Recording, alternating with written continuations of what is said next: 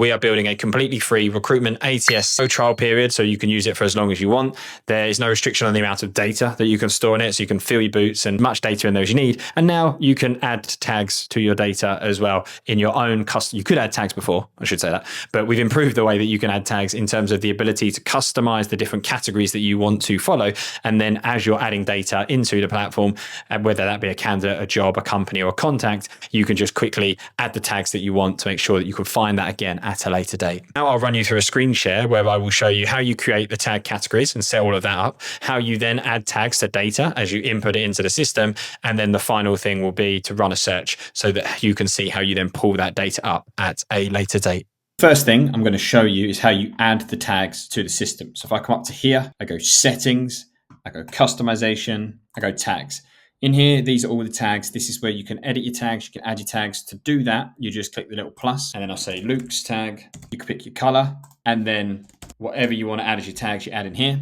Once you've added your tags, you've got them all set up, you just hit save. Once you've created your custom tags, I'll then show you how you add it to the data that you put in the system. So if I go create candidate, I'm going to parse a CV in. So once I drop a CV into the box, obviously the system is then going to be scanning that CV to see what data it can extract from that candidate automatically.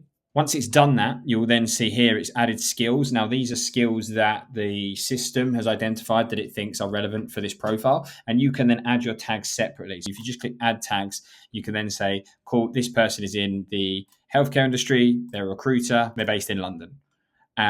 Once you've done that, you just click save. It's then added those tags to the candidate for me.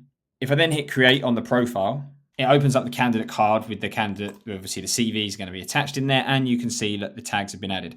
If you want to change the tags at a later date, you can come in at any time and just be like, actually, you want to add these tags or whatever it is, hit save. It's going to add those tags for you as well. Fairly simple.